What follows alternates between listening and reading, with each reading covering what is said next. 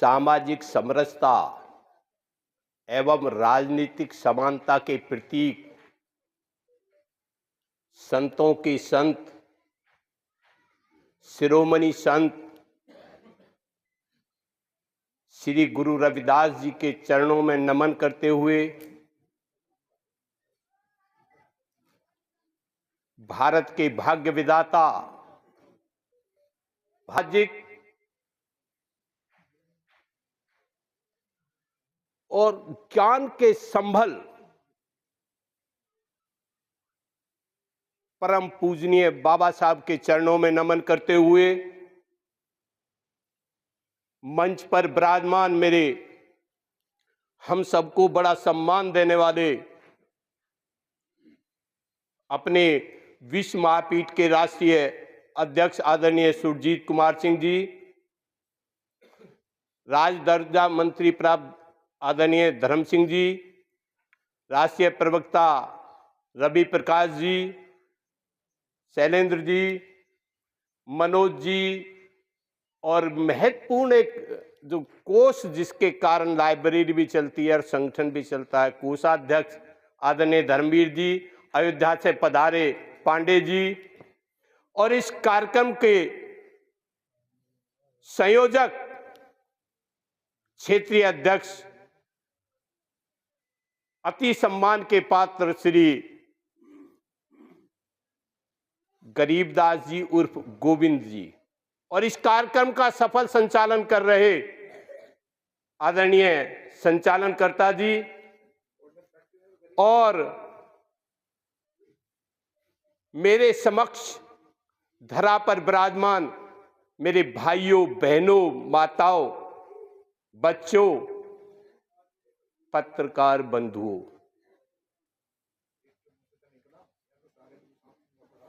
मन चंगा तो कटौती में गंगा और ऐसा चाहूं राज में मिले सबन को अन्न। ये सब इन वाणियों पे सब काफी विचार हुआ, नशा पर भी काफी विचार हुआ। एक बात और मैं कह दूं कि जिसको वास्तव में हम करते हैं उसको प्रदर्शित करने में हम पीछे रह जाते हैं, उसको दर्शा नहीं पाते। जैसे एक बात बताइए, पुरुषों की से मेरी बात है कि कौन अपनी पत्नी को प्यार नहीं करता, कौन अपने बच्चों को प्यार नहीं करता। आई लव यू एक शब्द है, लेकिन उसका भाव अगर बच्चे से बोलोगे तो अलग है, बाप से बोलोगे तो अलग है, पत्नी से बोलोगे तो अलग है, माँ से बोलोगे तो अलग है। लेकिन इसको इजहार करने के लिए अगर पत्नी से आई लव यू या प्यार करने की बात कही जाए तो उसका समय और स्थान तलाशा जाता है। और उसी पत्नी को अगर गुस्से में गाली देनी हो तो 100 गाली एक नॉन स्टॉप किसी के भी सामने 100 गालियां एक लाइन में दे जाता है। इस सब में भी हमें सुधार की आवश्यकता है। जिससे हमें डरना चाहिए उससे हम डरते नहीं। महिलाएं मेरी बैठी हैं, पति अगर जिंदा हो तो शायद उससे नहीं डरते, और अगर मर जाता है तो अगर इन महिलाओं से मैं पूछूं कि कितनी महिलाएं ऐसी हैं कि अपनी पति की डेड बॉडी के साथ एक कमरे में एक रात अकेले में बिता सकती हैं, तो बताएं, एक भी हाथ उठा सके? जब मरा हुआ व्यक्ति कुछ नहीं कर पाता तब तो उससे भी अगर मैं भी हाथ लगा लूं तो फिर उसको हाथ को धुलने जाते हैं। ऐसी विडंबना, इसको भी थोड़ा दूर करना होगा। और बाबा साहब का जीवन बड़े संघर्ष में व्यतीत हुआ। जब छुआछूत का बोलबाला चरम सीमा पर था, जब बाबा साहब शिक्षा ग्रहण कर रहे थे, छुआछूत का बोलबाला चरम सीमा पर था। उनसे कहा गया, जब विद्यालय जाते थे तो उनको बैठने के लिए स्थान नहीं दिया जाता था। उनसे कहा जाता था कि आपको यहां बैठने और पढ़ने की कोई सुविधा नहीं होगी, लेकिन बाबा साहब ने कभी उसको अपमान मानकर नहीं बैठे, और शायद अपमान मानकर बैठ जाते तो दोस्तों बताओ क्या महान बन पाते? लेकिन उन्होंने चुनौती को चुनौतीपूर्ण ढंग से स्वीकार किया और कहा अगर मुझे पढ़ने का स्थान नहीं मिलेगा और पढ़ने को मुझे कोई सुविधा नहीं मिलेगी, मैं तो भी पढ़ूंगा। और उन्होंने 32 डिग्री, कितनी डिग्री? 32 डिग्री, 9 भाषाओं का ज्ञान। आज तक क्या ये रिकॉर्ड तोड़ पाया? जो कर गुजर गए बाबा भीमराव थे, जो कर गुजर गए बाबा भीमराव थे, और जो हम सोए को जगा गए बाबा भीमराव थे।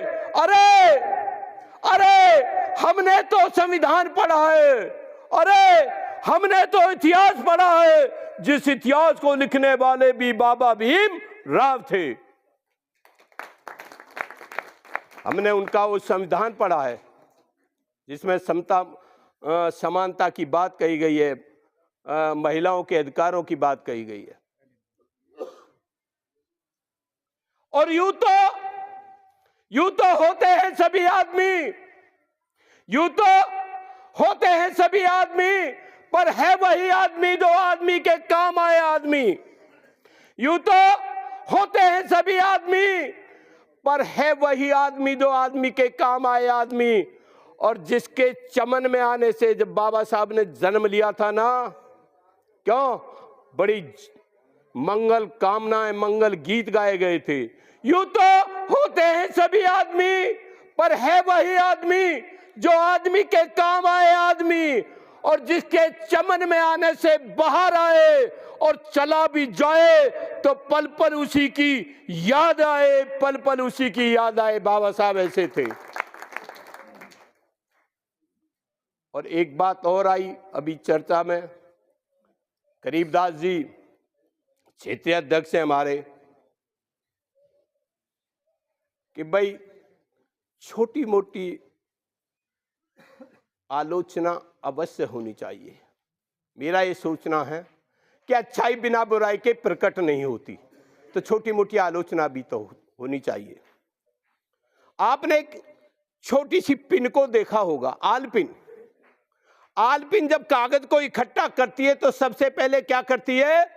चुभती है, प्रत्येक कागज में चुभती है, लेकिन उसके बाद धीरे धीरे उस सब को इकट्ठा करती है, संगठित करती है, तब इकट्ठा करती है। पहले चुभती है, फिर वो संगठित करती है। मत घबराना, हमेशा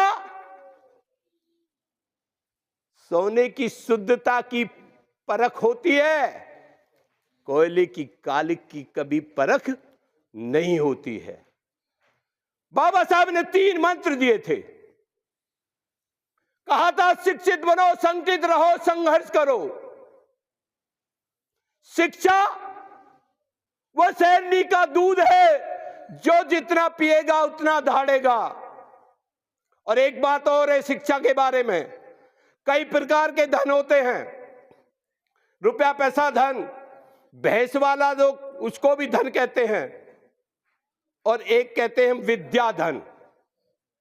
सारे धन चोरी हो सकते हैं विद्या धन को छोड़कर। भाई भाई में बंटवारा हो सकता है, माँ बाप में बंटवारा हो सकता है, बाप बेटे में बंटवारा हो सकता है, लेकिन दोस्तों विद्या धन एक ऐसा धन है जिसको ना कभी चोरी हो सकता, ना कभी कोई बांट सकता। वह हमेशा आपके साथ जाएगा। जितना ग्रहण करोगे उतना ही ये बढ़ता है, कभी घटता नहीं है। खर्च करने से कभी विद्या धन घटता नहीं है। सबको पढ़ाओ लिखाओ, उच्च शिक्षा प्राप्त करो, शिक्षित बनो, संगठित रहो, संघर्ष करो। संगठन में बड़ी ताकत होती है।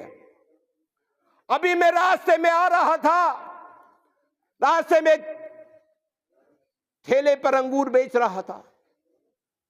कुछ खुले अंगूर थे, कुछ बंदे गुच्छे में अंगूर थे। मैंने पूछा क्या भाव है भाई? तो उसने उत्तर दिया, खुले अंगूर बाबूजी ये 100 रुपए किलो हैं और गुच्छे में बंधे हुए अंगूर 200 रुपए किलो। मैंने पूछा इतना अंतर क्यों? तो उसने उत्तर दिया, बाबूजी अंतर कुछ नहीं है, अंगूर तो खुले हुए भी गुच्छे ही वाले हैं, लेकिन ये संगठित नहीं रह पाए इसलिए इनकी कीमत 100 रुपए किलो रह गई, और जो संगठित हो गए उनकी कीमत 200 रुपए किलो दुगनी हो गई। इसलिए संगठित रहना है, आपकी कीमत दुगनी होनी चाहिए। आपने झाड़ू को देखा होगा, जब झाड़ू लगाई जाती है तो स्वच्छता का प्रतीक कहलाती है, और अगर वो भी बिखर जाए तो पत्रकार बंधु वो भी डस्टबिन में फेंकी जाती है। तो संगठन में बड़ी ताकत है। और ज्यादा बड़ा उदाहरण अगर देखना है, 4 बजे हो गई है, लाइट की व्यवस्था, लाइट की व्यवस्था 4 बजे तक हो गई है। आपको कोई कष्ट तो नहीं हो रहा? कष्ट तो नहीं हो रहा? तो सबसे बड़ा अगर उदाहरण देखना है तो मधुमक्खियों को छेड़ के देख लेना, आपको पता पड़ जाएगा संगठन में क्या ताकत होती है। और संघर्ष करो। संघर्ष करने का मतलब ये नहीं है, थोड़ा मैं भी स्पीड बढ़ाता हूं, संघर्ष करने का मतलब ये नहीं है आपस में वाद विवाद करो, बल्कि लड़ना हो तो एमएलए, एमपी, जिला पंचायत प्रधान, इसके लिए लड़ना। आपस में क्या लड़ना, क्या विवाद करना आपस में। और बाबा साहब का जीवन जब इतने संघर्ष में था, तो मैं एक बात हमेशा कहता हूं कि जिंदगी जीना आसान नहीं होता, जिंदगी जीना आसान नहीं होता, और संघर्ष के बिना कोई महान नहीं होता। जिंदगी जीना आसान नहीं होता, और संघर्ष के बिना कोई महान नहीं होता। और जब तक पड़े न हथौड़े की चोट, तब तक पत्थर भी भगवान नहीं होता, पत्थर भी भगवान नहीं होता। आपने देखा होगा, पत्थर में से भी भगवान को हथौड़े और उससे खोद खोद कर निकाला जाता है, तब जाके वो भगवान बनता, जब जाके उसकी पूजा होती है। एक बार ऐसे ही मूर्ति, जैसे मंदिर में मूर्ति रखी होती है, मूर्ति को बनाकर जब मंदिर में रख देते हैं तो उसकी पूजा होती है। और अगर कोई पत्थर टूट जाता है तो वो फर्श में बिछा दिया जाता।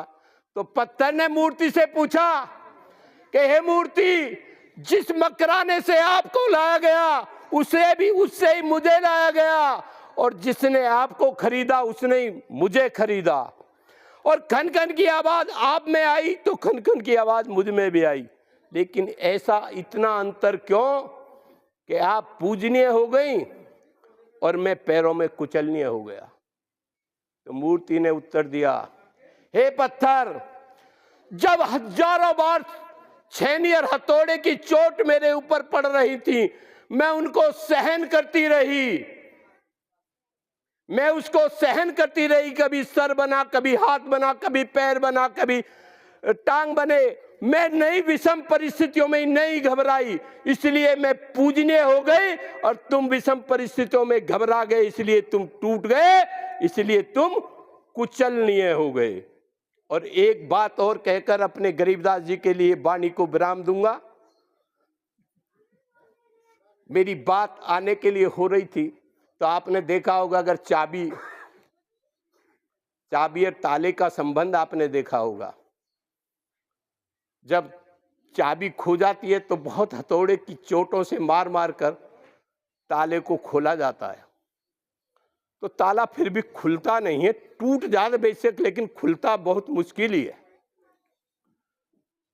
तो हथौड़ी ने चाबी से पूछा कि हे चाबी, आप जब ताले के अंदर जाती हो तो ताले को तुरंत खोल देती हो, ऐसे क्या कारण है? मैं कितनी बार हथौड़े से चोट मारते हूं और मैं ताले को नहीं खोल पाती। तो चाबी ने उत्तर दिया कि हे हथौड़े, आप उस पर चोट मारते हो, मैं तो जब उसमें अंदर प्रवेश करती हूँ उसके हृदय को स्पर्श कर जाती हूँ, इसलिए मैं ताले को खोल देती हूँ। ताला स्पर्श करने से खुल जाता है। तो ये बड़े मधुर वाणी के हैं, बहुत मधुर हैं। कार्यक्रम में बहुत अच्छी व्यवस्था की है, नाश्ते की भी, खाने की भी, पानी की भी, रहने की भी, सबकी भी। और आप लोग भी इस इतने अच्छे सुंदर कार्यक्रम में आए। मैं समझता हूं सबको ताली बजाई, मुझे भी बजाई, सबको सुना। और ऐसे सुना, आपने देखा होगा नाई नहीं होता, मैं अपने को देख रहा हूं, आपने ऐसे सुना है जैसे नाई नहीं, शेविंग जब करता तो नाई को बोलना नहीं पड़ता उसे कि इधर को हो जाए या उधर को हो जाओ, अपने आप ही गर्दन घूमती रहती है। जिस तरह ऐसे ही आपने मेरे को बड़े ध्यानपूर्वक सुना, मैं एक से एक नज़र मिलाकर देख रहा हूं, बड़े ध्यान से सुना। ये समझो मैं नाई था, जिधर को इशारा करता उधर को ही आपकी नज़रें घूम जाती। और आपका बहुत बहुत धन्यवाद, आप इतने अच्छे कार्यक्रम में उपस्थित हुए। आप अपने लिए भी बहुत जोरदार तालियां बजा लीजिए। बोलो संत शिरोमणि गुरु रविदास भगवान की। ऐसे नहीं, माइक कहोगे तो हम माइक भी रख देंगे। बोलो शिरोमणि गुरु रविदास भगवान की। Baba Saheb, Baba Saheb, doctor B.R. Ambedkar, doctor B.R. Ambedkar, Guru Ravidas शक्ति, गुरु रविदास शक्ति। खाने की व्यवस्था फिर भी बोलो रविदास भगवान की। आपका बहुत बहुत धन्यवाद, सबका धन्यवाद, सबको बहुत बहुत बधाई। और फिर कभी मिलेंगे। जय भीम, जय भारत।